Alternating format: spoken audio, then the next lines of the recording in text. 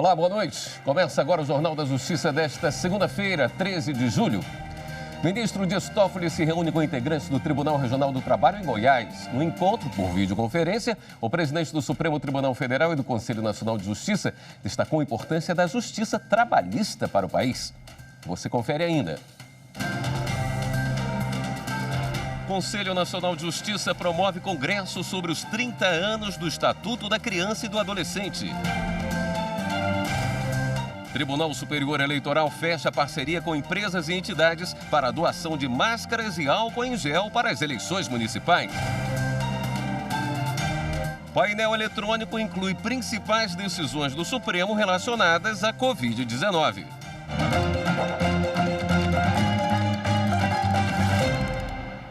Com o adiamento das eleições municipais por causa da pandemia, os prazos eleitorais do mês de julho também foram adiados. Confira como fica o calendário eleitoral. Ano atípico, eleições em novas datas e novos prazos eleitorais. São muitas mudanças, mas todas com foco na saúde dos eleitores, que vão às urnas no dia 15 de novembro para eleger prefeitos, vice-prefeitos e vereadores em mais de 5.500 municípios. Com o adiamento das eleições municipais, as etapas do processo eleitoral previstas para o mês de julho também foram prorrogadas por 42 dias. Confira algumas delas. A partir de 15 de agosto, ficam proibidos o comparecimento de qualquer candidato à inauguração de obra pública e a contratação de shows artísticos pagos com recursos públicos. A partir de 18 de agosto até 16 de setembro, o juiz eleitoral nomeará os membros das mesas receptoras e o pessoal de apoio logístico dos locais de votação para o primeiro turno e eventual segundo turno. De 25 de agosto a 1º de outubro, o eleitor com deficiência ou mobilidade reduzida poderá habilitar-se perante a Justiça Eleitoral para votar em outra seção ou local de votação do município dele. Também nesse período, será possível fazer a transferência de eleitores para seções instaladas, especificamente para o voto dos presos provisórios e adolescentes internados. A partir de 27 de agosto até 26 de setembro, bem como nos 3 dias que antecedem as eleições, o TSE poderá divulgar comunicados, boletins e instruções ao eleitorado com até 10 minutos diários de duração, requisitados às emissoras de rádio e de televisão, sejam contínuos ou não. Eles podem ser somados e usados em dias espaçados. O TSE também pode ceder parte desse tempo para ser usado por tribunais regionais eleitorais. De 31 de agosto a 16 de setembro, as convenções partidárias serão realizadas. Os partidos poderão usar formato virtual para escolher os candidatos e a formação de coligações majoritárias. Você pode conferir outros eventos que estavam previstos para o mês de julho e as respectivas novas datas no portal do TSE. As demais etapas, que tinham como referência a data antiga das eleições, agora terão novos prazos, mas com base em uma resolução que precisa ser aprovada pelo plenário do TSE em agosto, quando retornam às sessões plenárias. A alteração na data do primeiro turno, lembrando, marcado para 15 de novembro, e do segundo nos municípios em que houver necessidade em 29 de novembro, foi feita por uma emenda constitucional promulgada pelo Congresso Nacional. O adiamento ocorreu após sugestão do Tribunal Superior Eleitoral, que ouviu especialistas em saúde. Todos defenderam a necessidade de postergar o pleito para evitar a disseminação do novo coronavírus. Para reforçar a segurança à saúde dos eleitores e dos profissionais escalados para trabalharem nas eleições municipais, o presidente do TSE, ministro Luiz Roberto Barroso, também busca a doação de equipamentos de proteção, como máscaras, álcool em gel e luvas. No dia da votação, também vai haver marcadores de distanciamento social nos locais de votação. O Superior Tribunal de Justiça entende que é possível realizar acordo para liberar devedor de pensão alimentícia de parcelas vencidas. O caso envolvia a mãe e o pai de 2 crianças e o processo teve início porque 15 parcelas de pensão não foram pagas. O colegiado de segunda instância validou um acordo firmado entre os dois e o processo foi extinto. Mas para o Ministério Público, o caráter irrenunciável e personalíssimo dos alimentos não permitiria que a mãe abrisse mão dos valores devidos às filhas menores de idade. O caso chegou então à terceira turma do Superior Tribunal de Justiça. O relator, ministro Vilas Boas Cueva, considerou que não foi verificado prejuízo para as crianças, porque não houve renúncia aos alimentos, mas apenas a dívida acumulada. O ministro chamou a atenção para o artigo do Código Civil que define que o direito aos alimentos presentes e futuros é irrenunciável, mas que a regra não se aplica a prestações vencidas. Os ministros destacaram que o Ministério Público não indicou dano para o sustento das crianças por conta do acordo, e então consideraram válido o negócio jurídico. O Corregedor Nacional de Justiça, ministro Humberto Martins, vai analisar uma reclamação disciplinar apresentada pelo senador Alessandro Vieira contra o presidente do Superior Tribunal de Justiça, ministro João Otávio de Noronha. O parlamentar questiona a concessão de habeas corpus em favor de Fabrício Queiroz e da mulher dele, Márcia Aguiar, considerada foragida até a decisão do STJ. Os dois são investigados por suposto esquema de rachadinha na Assembleia do Rio de Janeiro e agora cumprem prisão domiciliar. Na decisão da semana passada, o presidente do STJ afirmou ter considerado a recomendação do CNJ sobre a pandemia do novo coronavírus e o estado de saúde de Queiroz. Mais de 13 mil pessoas participam do Congresso Digital dos 30 anos do Estatuto da Criança e do Adolescente. Em debate, a aplicação da lei e o que precisa ser feito para reduzir as violações aos direitos, sobretudo agora, durante a pandemia de coronavírus. No país, mais de 1.300.000 crianças e adolescentes estão fora da escola. Quase a metade é de família de baixa renda. A subnutrição atinge 4,5% das crianças até 5 anos. É o que aponta o mais recente estudo Cenário da Infância e Adolescência no Brasil, da Fundação Abrinq. E essa realidade brasileira passa pelas 5 mesas e 12 painéis do Congresso, que acontece assim, numa plataforma digital, com representantes do Poder Judiciário, Executivo, Legislativo, além de entidades ligadas ao assunto. Dados divulgados no painel Justiça em Número, disponível na página eletrônica do Conselho Nacional de Justiça, revelam que somente em 2019 começaram no Poder Judiciário mais de 78 mil novos processos relativos a crimes de violência cometidos contra crianças e adolescentes. Esse triste e preocupante quadro se agravou com a pandemia da Covid-19. Anne-Marie Skelton é integrante do Comitê das Nações Unidas sobre os Direitos da Criança. Ela disse que nos 30 anos do Estatuto da Criança e do Adolescente, muito trabalho foi feito no Brasil sobre mecanismos para monitorar os direitos, mas que há fraquezas, como a infraestrutura escolar, e que as crianças não têm direitos respeitados na área criminal. Segundo Anne-Marie, há muitos menores privados de liberdade que cumprem medidas socioeducativas em regime fechado.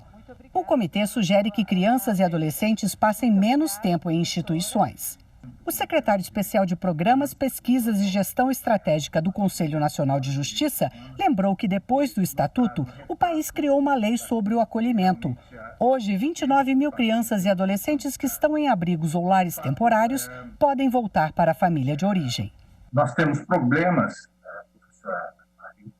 nós sabemos disso, mas ao mesmo tempo sabemos dos desafios e de quanto nós ainda podemos fazer. Eu já tinha dito isso na minha anterior exposição. O momento é de celebração pelos 30 anos do Estatuto da Criança e do Adolescente. Os profissionais da área fizeram muito, não só da garantia de direitos, mas também da rede de proteção dos direitos da criança e do adolescente. E tenho visto que muitos desafios foram o que está previsto no próprio Estatuto da Criança e do Adolescente. Um exemplo prático disso é que o Estatuto não previa a família acolhedora como um serviço. E hoje, depois da lei de 2010, 09, nós passamos então a ter o serviço de família para a aplicação efetiva da lei. Acho que o grande objetivo de todos nós é reconhecer que ainda há muito por ser feito e este evento, e parabenizo todos os órgãos e instituições envolvidas na sua organização, é um marco importante para nós avançarmos nessas políticas públicas. Eu espero que esses 2 dias de congresso sejam bastante efetivos, tragam luz ao tema e, acima de tudo, nos motive a avançar na garantia dos direitos das crianças e dos adolescentes. E a seguir, painel de ações da Covid-19 no Supremo agora inclui principais decisões da Corte sobre o tema. É depois do intervalo.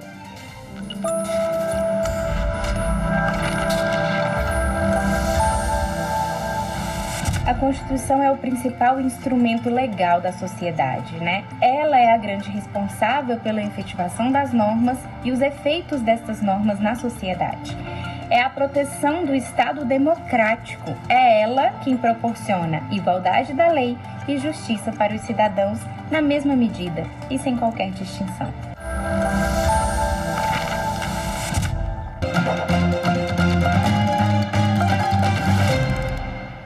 A gente já trouxe algumas vezes aqui no Jornal da Justiça o painel de ações relacionadas à Covid-19 que tramita no Supremo Tribunal Federal. Além de dados sobre os processos, o painel eletrônico agora inclui um link para as principais decisões da Corte relacionadas ao tema. Com uma linguagem simples, o objetivo do Supremo Tribunal Federal é tornar acessível o conteúdo de decisões relacionadas à Covid-19, além de dar mais transparência ao trabalho do Poder Judiciário.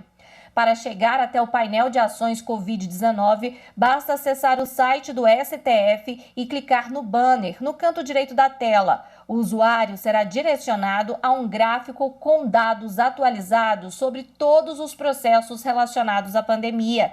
Já são mais de 3.700 casos. O número de decisões, 3.843 até agora. Isso porque um processo pode ter mais de uma decisão ou despacho. Este gráfico mostra o assunto, questões de alta complexidade, processual penal, administrativo e direito público, penal e outros. Do lado direito da tela estão os tipos de decisões, desde liminar até quando a ação não é reconhecida por não ser a via jurídica adequada para o pedido feito. E no canto superior direito da tela fica o ícone Principais Decisões. Neste espaço, o internauta vê o resumo das principais ações listadas por classe, desde ação civil ordinária até suspensão de tutela provisória. A tecnologia implantada no painel está ligada ao mecanismo que o STF implantou para a triagem que alerta os gabinetes dos ministros quando uma ação ou petição tem relação com a pandemia. Esse sistema faz com que os processos sejam priorizados e julgados em caráter de urgência. Questionamentos sobre as medidas provisórias editadas pelo governo federal foram as ações mais ajuizadas na Suprema Corte neste período de crise sanitária. Um destaque foi o reconhecimento da competência concorrente dos estados, do Distrito Federal, municípios e União no combate à Covid-19. O entendimento firmado é que os governos dos estados e municípios não precisam de autorização da União para estabelecer medidas de restrição durante a pandemia. Outra decisão foi o reconhecimento da legitimidade da redução de jornada de trabalho e salário, em razão da crise econômica decorrente das medidas de isolamento social para a contenção do vírus. O Ministério Público Federal entrou com uma ação para que a União contrate mais profissionais de saúde para atender comunidades indígenas do Amapá e do norte do Pará. Na ação, o Ministério Público Federal pede que a União recomponha o número de profissionais de saúde que atendem os povos que ficam no Distrito Sanitário Indígena do Amapá e do norte do Pará. De 2019 para 2020, o governo reduziu em 38 o número de profissionais de saúde que atuam nas áreas. Entre eles estão enfermeiros, dentistas, assistentes sociais e técnicos em enfermagem. Na região, vivem mais de 12.400 indígenas em 142 aldeias espalhadas em 6 terras indígenas. 2 delas têm acesso exclusivamente aéreo. O MP argumenta que a redução do número de técnicos na área pode causar sérios riscos de agravo à saúde dos indígenas, principalmente diante da grave situação da pandemia. O MP também pede que o governo contrate mais 2 médicos que já estavam previstos para este ano. O Procurador-Geral da República, Augusto Aras, enviou ao ministro da Economia, Paulo Guedes, recomendação com medidas para garantir maior transparência e permitir a fiscalização mais eficiente dos recursos federais destinados ao combate à Covid-19. Elaborado pelo Ministério Público Federal em Pernambuco, o documento enviado ao ministro da Economia, Paulo Guedes, pelo Procurador-Geral da República, Augusto Aras, lista uma série de medidas para tornar mais transparente sistemas como o Compras.Net, utilizado em licitações e compras públicas para fiscalizar os gastos com a saúde. No texto, o Ministério Público reforça que neste ano já foram usados 138 bilhões de reais em saúde pública no Brasil. Desse total, 70% foram repassados a estados, municípios e o Distrito Federal. A previsão de gasto adicional da União para o enfrentamento da Covid-19 já atingiu 404 bilhões de reais. Daí, segundo o MPF, a importância de assegurar a transparência e o controle da aplicação dos recursos. A pandemia do novo coronavírus resultou em um aumento da procura por equipamentos de proteção individual, como as máscaras hospitalares utilizadas por profissionais de saúde. Hospitais privados e universidades desenvolvem novas tecnologias capazes de descontaminar as máscaras, permitindo que elas sejam reutilizadas com segurança. Uma norma técnica da Anvisa permite esse processo. Acompanhe na reportagem. No hospital onde Marcelo trabalha, em Goiânia, a tecnologia passou a ser uma grande aliada de pacientes, médicos e enfermeiros. Com a pandemia do novo coronavírus, a equipe de engenharia do hospital desenvolveu uma alternativa para descontaminar máscaras de proteção. Criou esta caixa com luz ultravioleta. O respirador é colocado dentro da caixa. A caixa tem um sensor para que as lâmpadas de UVC não acendam no rosto do profissional, pois esse pode atingir a retina e não é legal, né, para a pele nem para as vistas. E no momento que ela é fechada, tá, o UV é aceso. Dá para ver pelas frestinhas aqui que a máscara está sendo descontaminada. Isso aqui não vai prolongar a utilização dessa máscara por mais de 14 dias, que é o que foi preconizado, né? Mas vai melhorar a qualidade da utilização dessa máscara durante esses dias. Depois de 10 minutos dentro da caixa, as máscaras são retiradas e colocadas em envelopes com o nome de cada profissional para a reutilização. Por meio da nota técnica número 4 de 2020, a Anvisa passou a flexibilizar a reutilização dos equipamentos de proteção. O documento diz que as máscaras de proteção respiratória poderão, excepcionalmente, ser usadas por período maior, desde que sejam utilizadas pelo mesmo profissional junto com um protetor facial. Além disso, o Serviço de Saúde deve definir um protocolo sobre uso, retirada e tempo adequado para o descarte da máscara. Com essa autorização da Anvisa, os hospitais passaram a criar ferramentas para aumentar a segurança de pacientes e profissionais de saúde. Marcelo explica que ele e a equipe projetaram também outros mecanismos de proteção. Ambientes como salas de exames, por exemplo, são completamente descontaminados com esta torre de lâmpadas UVC. Então nós utilizamos esse equipamento, mudando ele de lugar para que ele possa estar executando essa descontaminação. E o grande detalhe é que esse equipamento não substitui a higienização padrão preconizada no hospital. É apenas um plus que nós estamos dando aos nossos profissionais. Já para pacientes em estado grave, as máscaras de ventilação não invasivas foram desenvolvidas com a ajuda de uma impressora 3D. O uso delas pode evitar que o paciente seja entubado em alguns casos. Além de aumentar a segurança de profissionais de saúde e pacientes, a medida reduziu custos. Para se ter uma ideia, uma máscara de EPI para uso hospitalar, antes da pandemia, custava 80 centavos. Hoje, a unidade sai a R$ 11.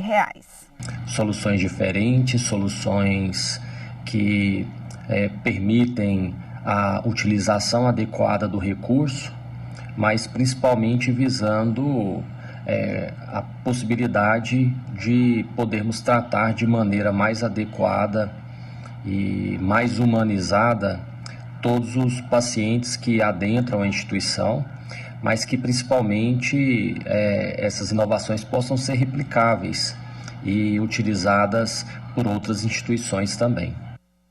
Representantes da Federação Brasileira de Bancos, FEBRABAN, da Federação das Indústrias do Estado de São Paulo, Fiesp, e da Ambev se comprometeram com o Tribunal Superior Eleitoral para doar materiais e equipamentos para as eleições deste ano. Eles se reuniram hoje com o presidente do Tribunal Superior Eleitoral, o ministro Luiz Roberto Barroso, para discutir a doação de itens como máscara e álcool em gel para garantir a segurança e a saúde dos mesários e dos eleitores nas eleições municipais de 2020.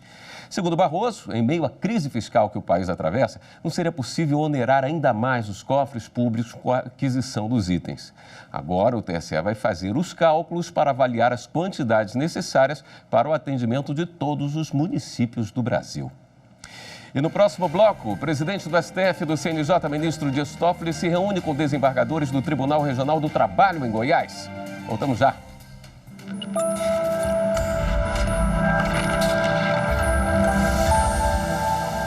No texto constitucional, como princípio fundamental, como bússola para a República Brasileira, que é dever do Estado, é dever de todos nós, lutarmos, caminharmos para construir uma sociedade livre, justa e solidária.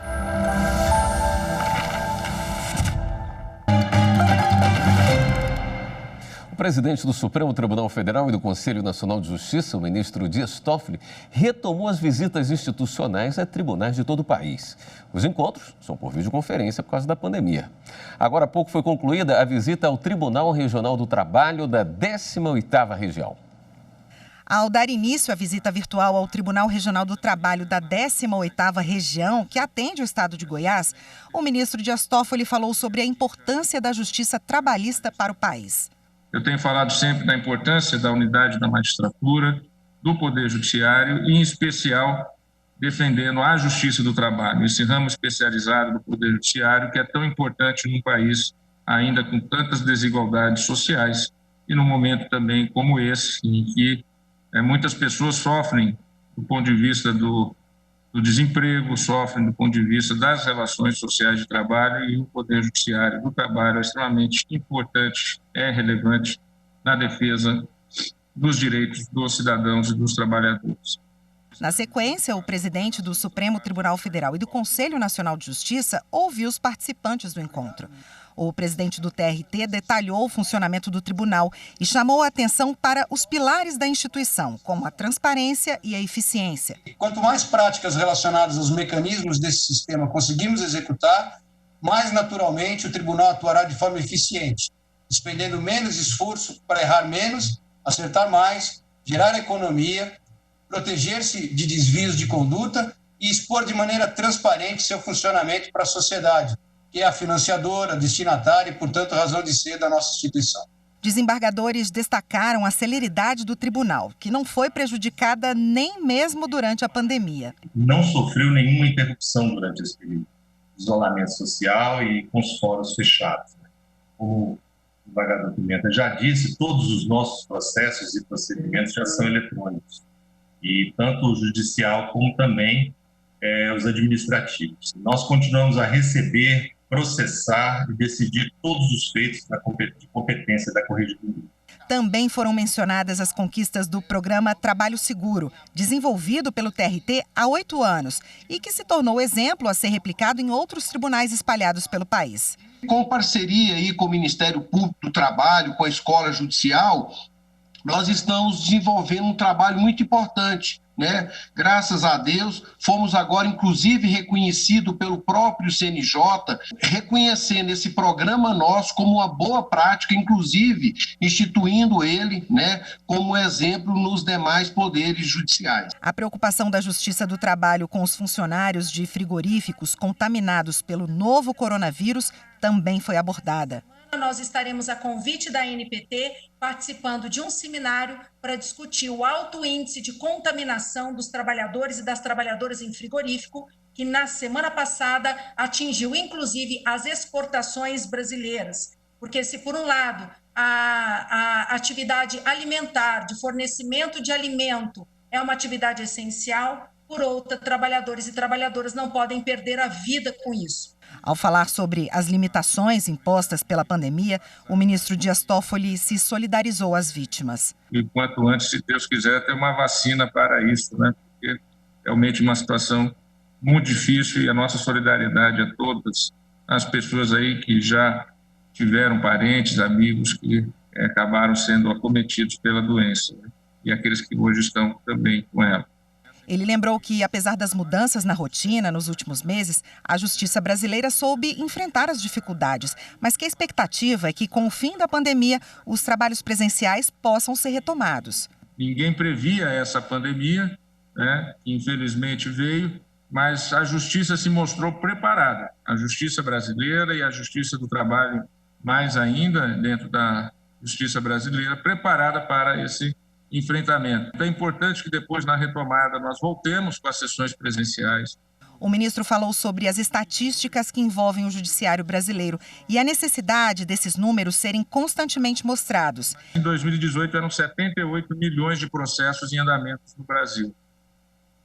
E 32 milhões de processos foram arquivados. São raríssimos os países que têm mais de 30 milhões de processos em todo o judiciário. No Brasil, se julgou e se arquivaram 32 milhões de processos no ano de 2018. Hoje, nós temos o menor acervo em 24 anos do Supremo Tribunal Federal. De 1º de janeiro a 1º de julho, nós diminuímos o acervo em 6,4%. Nós tivemos registrados no tribunal, só relativos à pandemia, mais de 3.700 processos, só relativos à pandemia. Nós temos, desde o dia 12 de março, julgamos colegiadamente, em sessões do plenário e das turmas, 6.927 processos.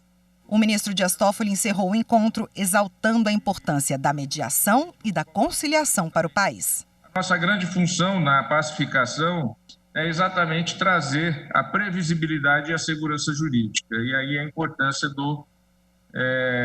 da análise deste tema pelo colegiado para trazer exatamente previsibilidade e confiança jurídica. Esta edição do Jornal da Justiça fica por aqui. Para você, uma boa noite. Até amanhã.